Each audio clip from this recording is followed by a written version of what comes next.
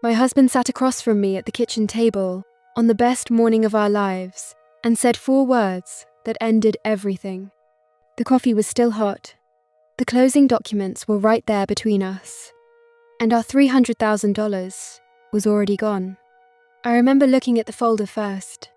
I had made it the night before, color-coded tabs, every signature line flagged with a small orange arrow sticker, 2 forms of ID in the front pocket. I am Lauren Beckett, by the way, 32 years old. Senior financial analyst. Color-coding closing folders at midnight is exactly the kind of thing I do, because numbers and systems, and making sure everything is in the right place, is just how my brain works. Has been since I was 23 and landed my first job, and realized that the people who get the details right are the people who get to keep building. 8 years of getting the details right had built us $300,000.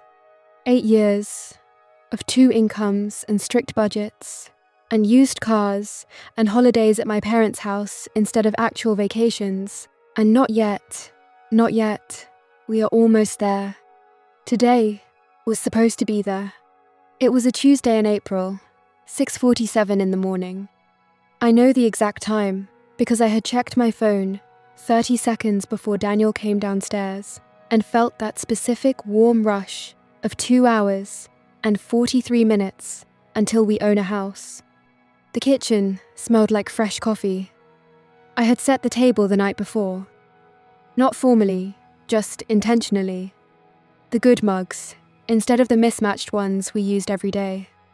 A small bunch of yellow tulips from the grocery store in a glass in the center, because yellow felt right for a day like this.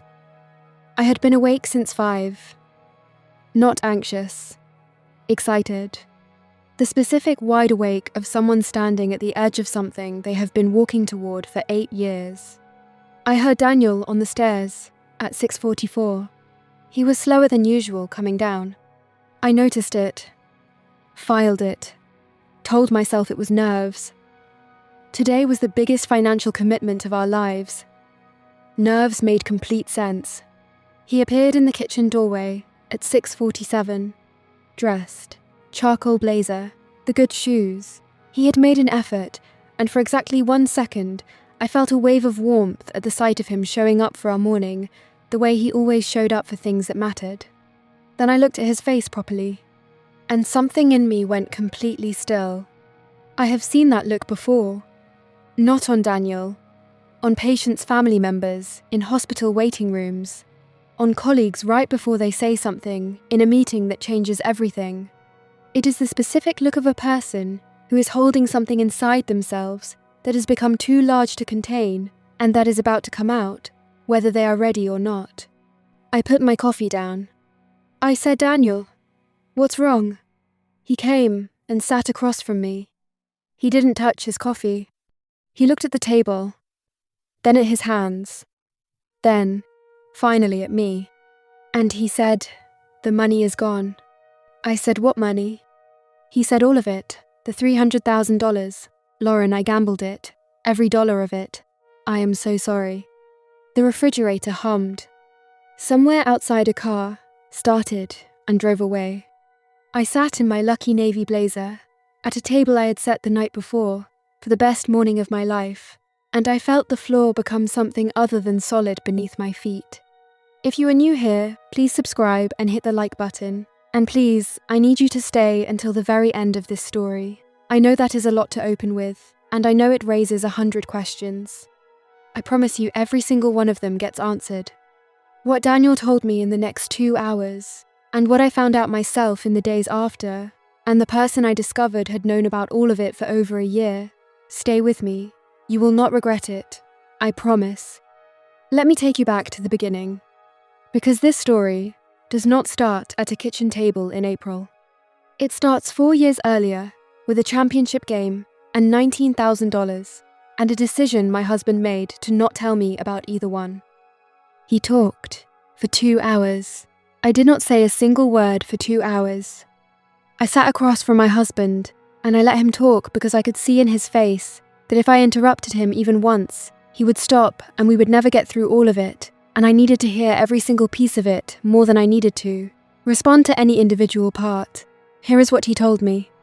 4 years ago, Daniel placed a $3,000 bet on a championship game. He won $19,000. He did not tell me. He opened an account at an online bank, one of those apps you download on your phone. No physical branch, no paper statements. Nothing that would appear anywhere in our shared financial life. And he deposited the $19,000 and told himself he was going to tell me soon, that it was going to be a good surprise, that he just needed to find the right moment. The right moment never came, because before it did, he used the money to bet again. 19,000 became 26. 26 became 9. 9 became 31. And this is the part of Daniel's story that I have spent the most time trying to understand. Because Daniel is not a stupid man. He is genuinely smart, practical, the kind of man who researches every major purchase for 3 weeks before committing. The kind of man who reads the fine print. The kind of man who I have watched talk our way into better interest rates and out of bad contracts more than once because he understood the details well enough to use them. So how does a man like that watch $19,000 go up and down and keep going back? He described it as feeling like skill. That is the exact word he used. Sitting across from me at our kitchen table on our closing day morning, he said I genuinely believed I was good at it. That the wins were because of me, and the losses were just variance. That the next bet was going to be the one that stabilized everything. And the thing about that belief, the thing I have had to come to understand, not to excuse what he did, but to actually comprehend how it happened, is that gambling disorder is not about stupidity or greed. It is about what the brain does with wins and losses. The neurological response to a gambling win is significantly stronger than a normal reward response. The losses get minimized and rationalized. The next bet always feels like the solution. It never feels like the problem. The problem always feels like the last loss. And the solution is always just one more bet away. He was not good at it. Nobody is consistently good at it. But he believed he was for long enough that by the time the belief started cracking, the losses had accumulated into something too large to explain, without explaining everything that had come before it. So he did not explain it. Instead, he started managing the presentation. 2 years and 7 months before closing day, a Thursday in September, I found this in the statements later, and I have thought about that specific Thursday more times than I can count. Daniel transferred $900 from our joint savings account into the online account. He told himself it was temporary. He told himself he would put it back before I noticed. He put it back 3 weeks later, when a bet came in well. But by then he had already taken another amount. And the cycle established itself with a quietness and a gradualness that I find more disturbing now than any loud dramatic moment would have been. The amounts in the early months were small. $80, $150, $220. The kind of numbers that disappear into the noise of a joint account, a dinner I had forgotten about, a work expense, a purchase I had not tracked. They moved through without triggering anything. I looked at our joint savings account every single month. I need to sit with that for a second, because I have had to. I am a senior financial analyst. Reading account statements is my first language. I can look at a set of transactions and build a complete picture of financial activity faster than most people can read a paragraph. And I looked at our account every single month, and I did not catch it. Not because I am not good at my job, because I trusted him. When you trust someone completely, when they are the person you have built your life around for 9 years, you do not apply professional skepticism to their behavior. You look at the total number at the top of the account. It is close to where it should be. You close the laptop and go make dinner. I have had to understand that trusting him was not a failure on my part. Using my trust the way he did was a failure on his. I have said that to myself approximately 500 times. Some days it lands completely. Some days it takes more work. The middle period was when Daniel got careful, in a way that I think about now, with a complicated feeling I cannot fully name. He started managing what I think of as the surface number. He was running 2 accounts against each other, one fully visible to both of us, one invisible to me, and he kept the visible one within a range that never alarmed me. When winnings came in, he deposited them into the joint account to prop the total up. When losses needed covering, he withdrew from it to absorb them. He maintained the surface number close enough to our savings target that nothing ever felt wrong when I checked. Looking back now, I can see exactly how he did it. At the time, I saw nothing. The final 3 months were when the structure fell apart completely. The winnings dried up, the losses accelerated, the online account hit 0, and Daniel, rather than stopping, rather than telling me, started taking directly from our $300,000, not the small, careful amounts of before. Large, desperate amounts that he was immediately turning into large, desperate bets that were supposed to win back enough to cover what he had taken and restore everything before closing day. They did not restore anything. They took everything. $300,000 gone in 3 months of increasingly desperate betting by a man who had convinced himself that the next bet was always going to be the one that fixed it. When he finished talking, the kitchen was completely silent. I looked at his face. He looked like a man who had just put down the heaviest thing he had ever carried and did not yet know if the person across from him was going to still be there when the dust settled. I said one thing. I said, "Did anyone else know about this?" He looked at the table. He said Marcus knew. His brother, Marcus, who had been in our home 6 times in the past 3 months, helping us prepare for the move. Marcus, who had driven 2 hours to help us do a final walkthrough of the house 4 weeks ago. Marcus, who had sat at this exact table 2 weekends ago and asked how excited we were about closing day with a smile on his face that I now understood in an entirely different way. Marcus knew. I stood up. I picked up my color-coded closing folder. I walked to the recycling bin beside the counter. I placed the folder in it. I walked back. I took off my blazer and hung it on the back of my chair. I said, "I need you to leave right now. Not forever. I am not saying forever. I am pausing this conversation because I have calls to make, and I cannot make them with you sitting here. Please go." He stood. He said, "Lauren." I said, "Please. I am asking you quietly, and I need you to hear that." He went. The front door closed, and I sat down at the table I had set the night before for the best morning of my life, and I started making calls. The first call was to the title company. I told the woman who answered that we needed to postpone the closing. She was professional and kind, and I told her scheduling conflict, and I thanked her, and I hung up before the conversation could become something that required me to hold myself together through. The second call was to Andrea. Andrea has been my best friend since the 2nd year of university. She is a family law attorney. I called her because she is both of those things, and because when the ground disappears under your feet, she is the voice you need first. She answered immediately. She said, "Aren't you signing papers right now?"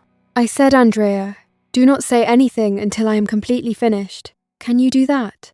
A pause. She said yes. I told her everything.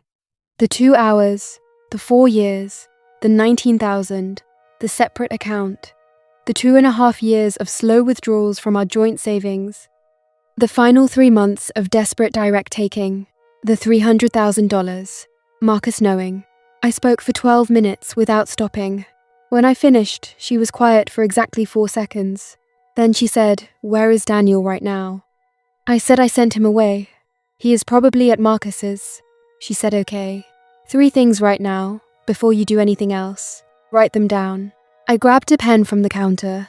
The nearest paper was a grocery receipt. I wrote on the back of it. She said 1.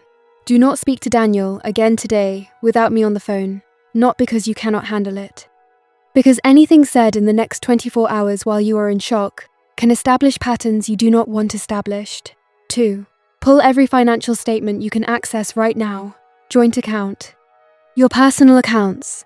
Any credit accounts with both your names on them. Build the complete picture before anyone can alter anything. 3. Do not call Marcus yet. I said I was going to call Marcus. She said, "I know. Not yet. You need the full picture first. You need to know exactly what you are walking into before you have that conversation." She was right.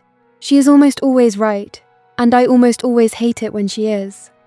She said I am coming at 6. You are not being alone tonight.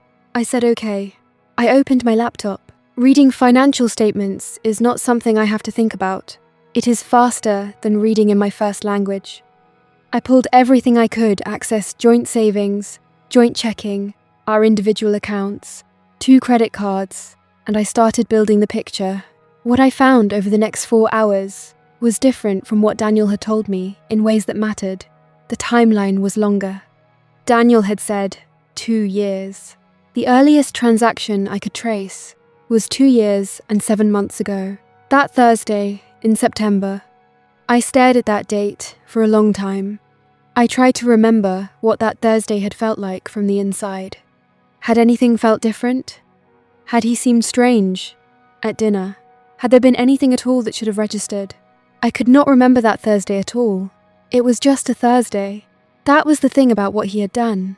It had happened inside ordinary days, inside Tuesday evenings, and Saturday mornings, and Sunday dinners, inside the texture of a completely normal life that I had been living fully and honestly, while underneath it, a completely different financial reality had been operating without my knowledge.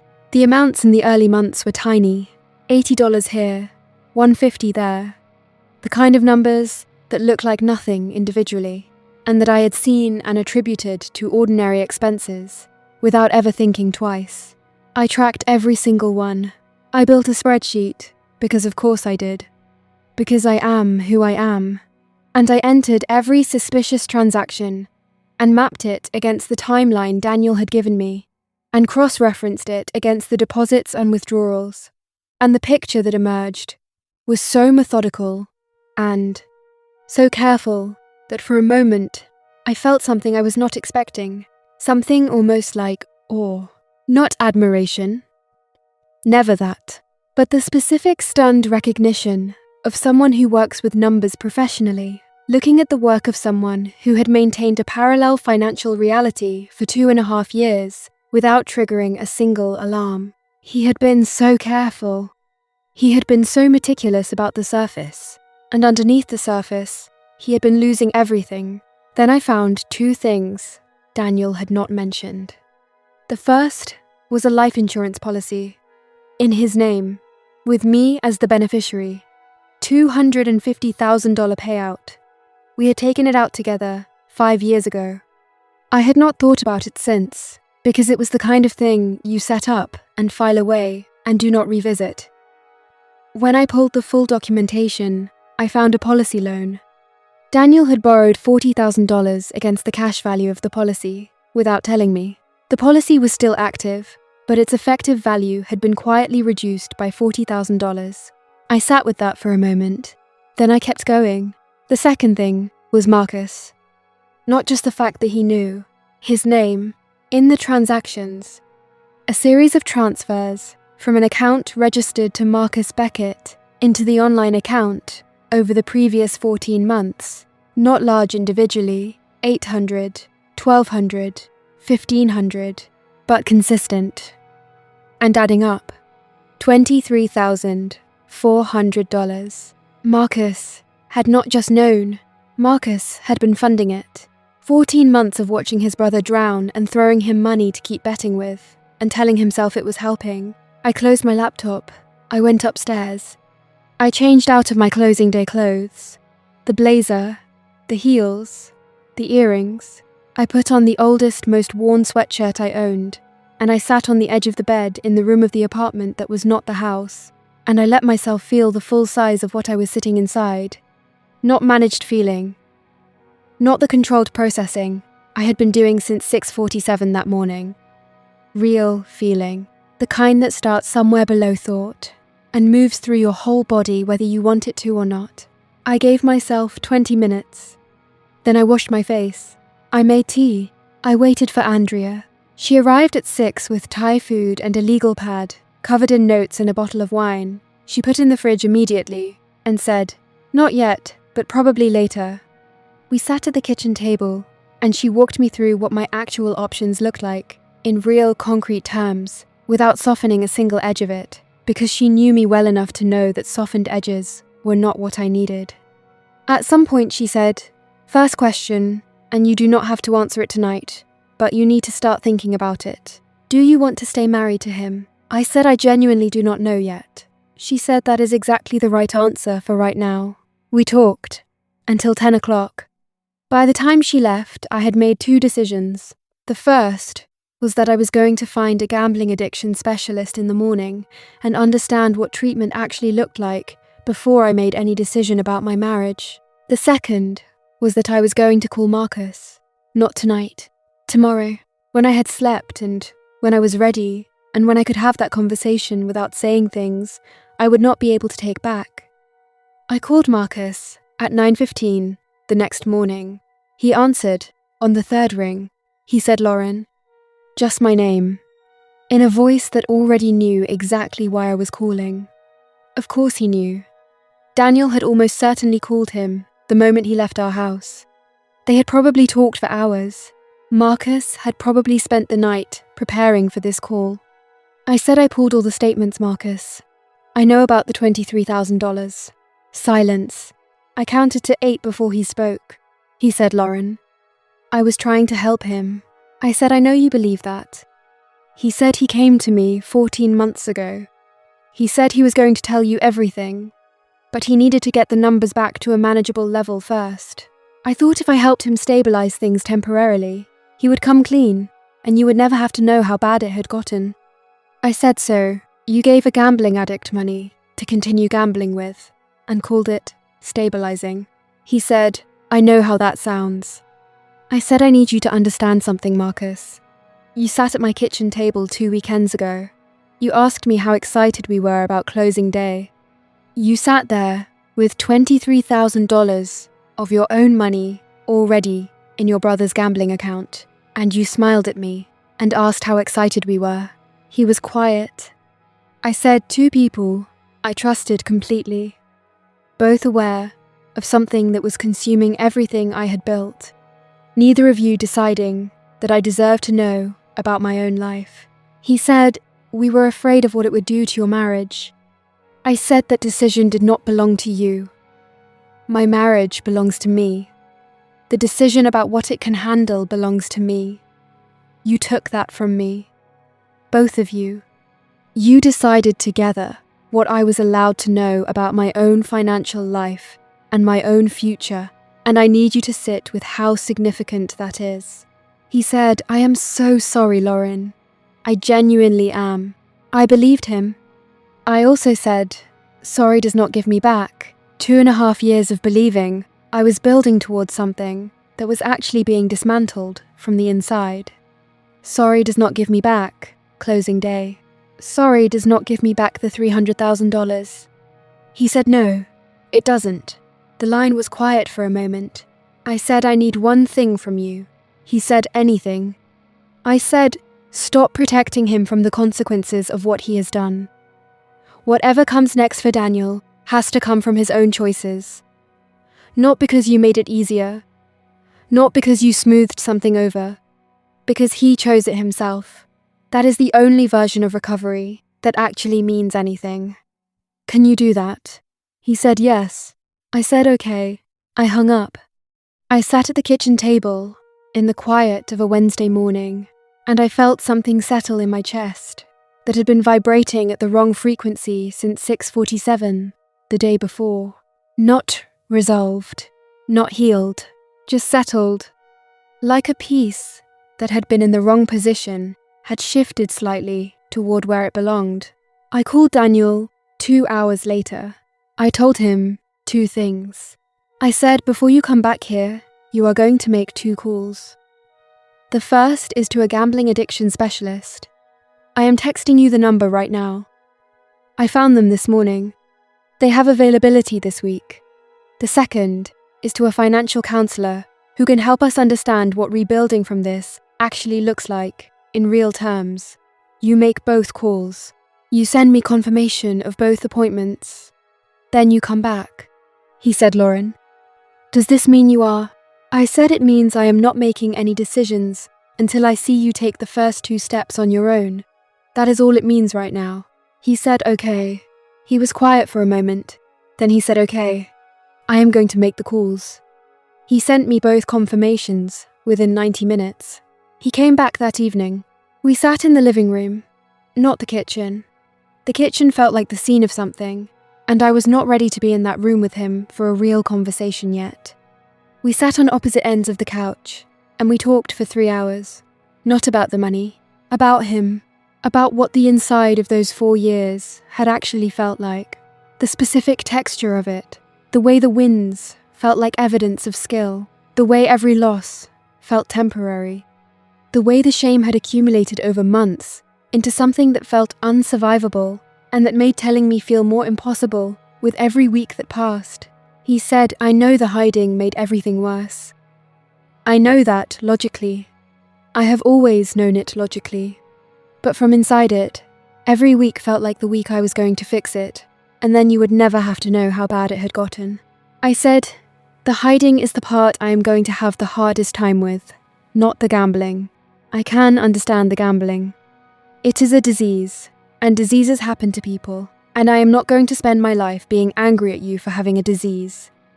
But the hiding, the 2.5 years of looking at me every day and choosing not to tell me, that is what I am going to be working through for a long time. He said, I know. I am not going to ask you to rush any part of that. Then he said, I need to tell you something. I said, okay. He said, I am going to get help regardless of what you decide about us. I need you to know that. Not to convince you to stay. Not as a strategy. Because I cannot keep being the person who did this. I need to fix this for myself. I looked at him. I did not say anything for a long time, but something in me that had been wound very tightly since the morning before released one small notch. Just one. Just enough to breathe slightly differently. 9 months. That is how long it has been since closing day. I am going to tell you where things are, and I am going to tell you the truth, because the comfortable version is not the one that is worth telling. Daniel has been in treatment for 9 months. Intensive outpatient program for the first 12 weeks. Individual therapy every week since, without exception. Gamblers Anonymous meetings 3 times a week. He has not missed a single commitment in 7 months. His therapist used words to describe his engagement that I had to read twice to make sure I was understanding correctly. She said, consistent, genuine, self-motivated. She said he was doing the work, not to manage a consequence, but because he understood at a fundamental level that he needed to. I have my own therapist. Started seeing her 2 weeks after closing day, every week since. She specializes in partners of people with addiction, and she has said things to me in that room that have rearranged the way I understand myself, in ways I am still processing 9 months later. We are still married. I want to say that carefully because it is not a clean resolution. We are still married, and our marriage is the hardest sustained work I have ever done. There are weeks where I sit across from my therapist and say, I think we might actually be building something real here, and weeks where I sit in the same chair and say I do not know if I have enough left to keep going. And both of those things are true inside the same marriage. What made me decide to try was not a single moment. It was accumulation.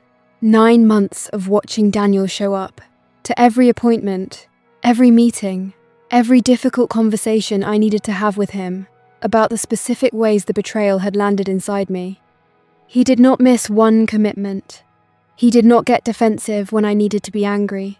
He did not ask me to be further along in my processing than I actually was.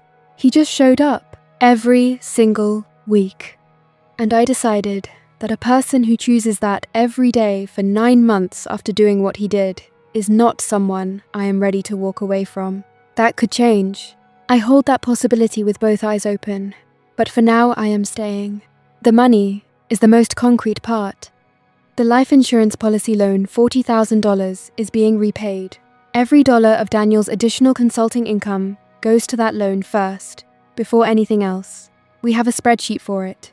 I made it, color-coded, because that is who I am, and that is not going to change. The $300,000 is gone. Rebuilding it will take years. The house we stood in 4 months before closing day looking at the afternoon light coming through the kitchen window. It's someone else's house now, someone else's backyard, someone else's front door. I grieve that. I allow myself to grieve it because it was real and it mattered. 8 years of not yet deserves to be properly grieved when it is taken. Pretending it does not hurt because I chose to stay in the marriage would be its own kind of dishonesty. So I grieve it. And then I get up and I go to work and I do my job with the same care and precision I have always brought to it. And I come home and I work on my marriage and I see my therapist every week and I call Andrea and I take it 1 week at a time. Marcus and I have spoken 3 times since the phone call. It is uncomfortable every single time. He is trying. I can see him trying. There is a carefulness in how he moves around me now that tells me what I said about him taking the decision away from me landed somewhere real and has not left. I have not decided whether I will fully forgive him. That is also 1 week at a time. Here is what I know now that I did not know on closing day. Trust and financial oversight are not the same thing. Trusting your partner does not mean you should not have full visibility into everything. I trusted Daniel, and therefore I did not look closely.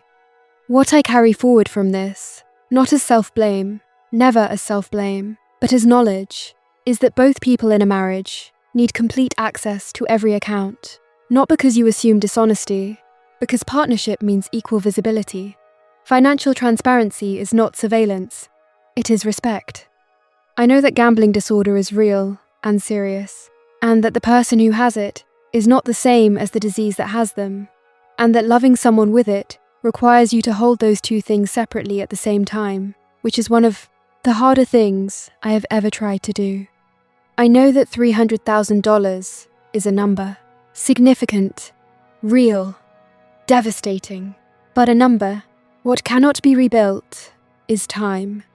The 2.5 years I spent believing I was building towards something that was quietly being taken apart. Those years are gone. The version of me who lived them not knowing is gone too, replaced by this version who knows too much and is learning what to do with all of it. I think about the folder sometimes. The color-coded closing folder I put in the recycling bin that Tuesday morning. I think about making it the night before. The orange arrow stickers, the reorganizing at midnight. The way touching the documents made the whole thing feel more real. I made that folder for a life I thought I was hours away from having. I am building a different life now.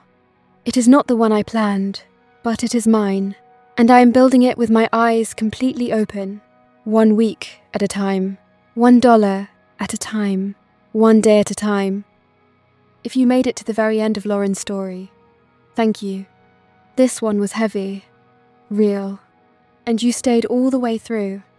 If any part of it hit you, the closing folder going in the recycling bin, the moment she found Marcus's name in the statements, the phone call where she told Daniel to make the calls before coming back, or that last line about building a different life with her eyes open, drop it in the comments right now. Tell me which moment got you the most. I read every single one, and I mean that. If Lauren's story moved, you share it. Right now.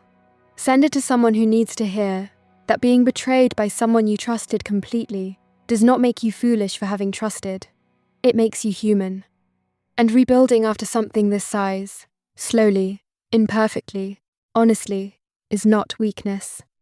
It is the hardest kind of strength there is. Like this video, if you stayed until the very last word. Subscribe, because my next story is going to completely stop you in your tracks. I will see you then.